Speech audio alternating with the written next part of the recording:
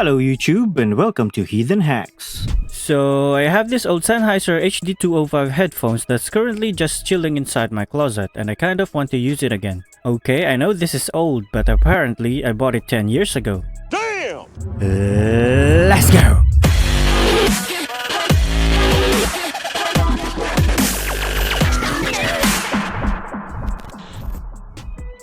As you can see here, this headband cushion is not like this before. Similar to this image, it has some sort of faux leather-ish material. Through years of usage, it started to come off bit by bit, so I just removed them completely. And of course, the ear cushion suffered the same fate because it had the same material on it. Yuck. I think this is the main reason why I've decided not to use it for a long time, because it would leave some sort of black powder-like things on my ears after taking them off. As a replacement, I bought some third-party ear cushions. These are from Null Mini. From what I can tell, I think they also make ear cushions for other brands too. I haven't tried them yet, but I think they would be nice though. The ones I purchased are made of some sort of velvety fabric that is really soft compared to the original one. It also came with some sort of dust covers as freebies. These things would turn into these when you unravel them. Basically, you just cover your ear cushions with them like this. It's kind of like a head cap for your ear cushions. But that's not all. Before we replace the ear cushions, we're also going to try and shorten the cable. Why? Why, you ask? Well, that's because the length of the cable on this thing is too long. It's like 3 meters or something. Hold on, let me check. Yep, it is indeed 3 meters.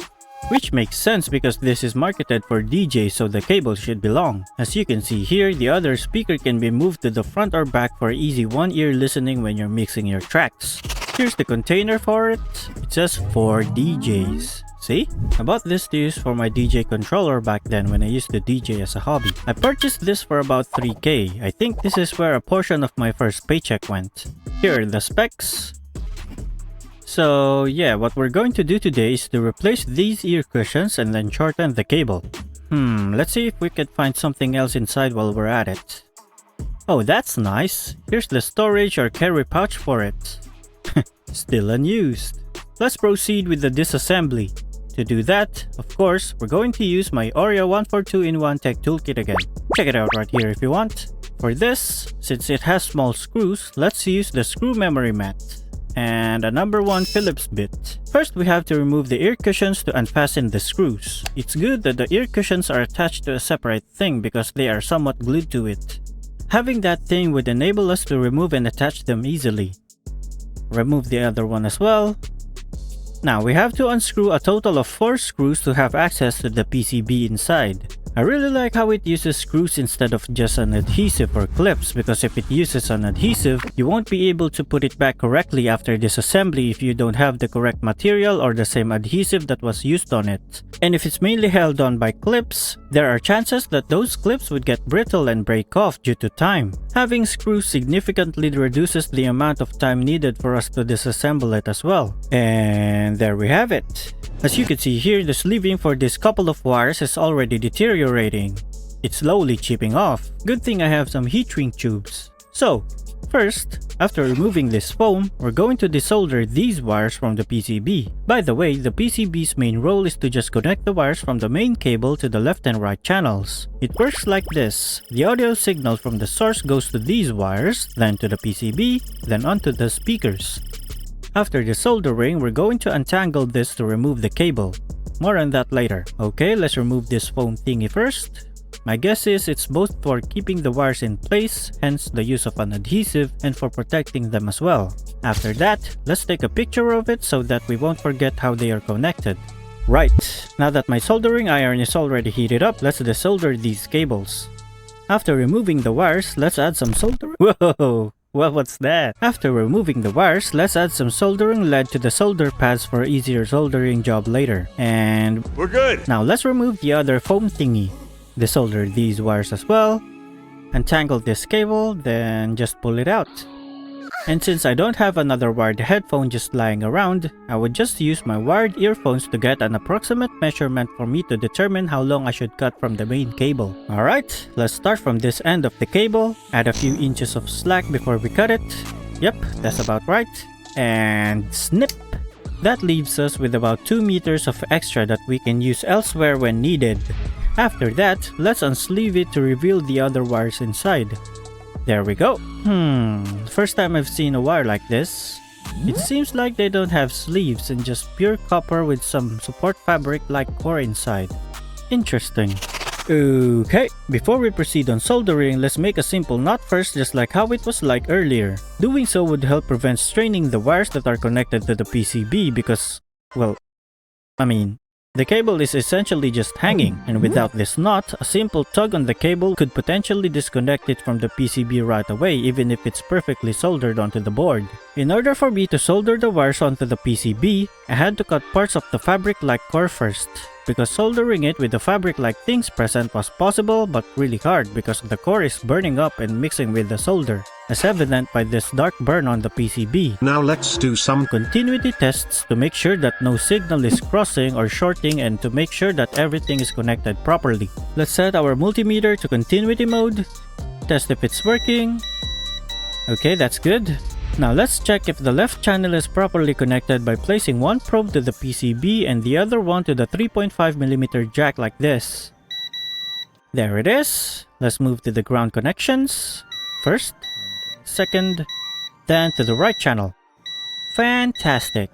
Next thing we have to do is to prep this side for soldering and then solder the two wires that are going to the left channel speakers. I'm already done prepping the other side of the PCB and have soldered the two conductors to it, so we just need to solder the two remaining wires for the right channel right here. But before that, let's replace the sleeving on this one first. These are the wires for the right channel, by the way. See that? Didn't even need to use my wire stripper. Okay, let's go get some heat shrink tubes. I think these are the same size. Place this one right here, followed by this one. Now I'm going to use my torch. Gotta be careful not to accidentally burn the padding on the headband or anything else though. There we go. I think that's enough. Moving on. Hold up, is this on auto? Oh, okay. So I just finished soldering the last two wires off screen. Now it's time for another continuity test. At this moment, we need to check if the signal would pass through or go through the PCB without any problems. Okay, left channel is good. Ground bus is good. And right channel is good. Left channel and ground is good. Other left channel and ground is good. Right channel and ground is good. And the other right channel and ground is also good. Okay, let's test the speakers this time. Hook it up to our phone's 3.5mm audio jack. And of course, I can't just use any music and risk getting copyright striked, so I'm going to use Epidemic Sound. Been using their tracks since 2019, by the way. You can click my referral link down below if you want a month of free trial, and for every new paying user, I would get a free month of subscription, so please do sign up if you want to. Alright, back to the video. Now let's pick a track to use. These are my saved tracks.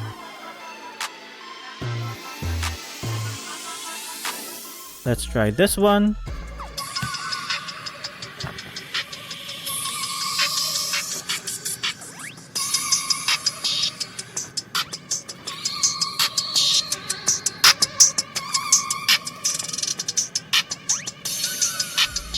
Oh, that's definitely working. Just need to use some hot glue to help the cable stay in place and we're golden. Okay, let me just wait for this thing to heat up. Then I'll be back. And I'm back. I think I'm going to add some blob right about here. I guess that's fine. Just need to cool it down a bit. Let's attach the foam back as well while we're at it. Add another blob of hot glue right about here. Attach the other foam back. And there we have it. Make sure that everything is aligned properly. Now let's proceed on fastening the screws back.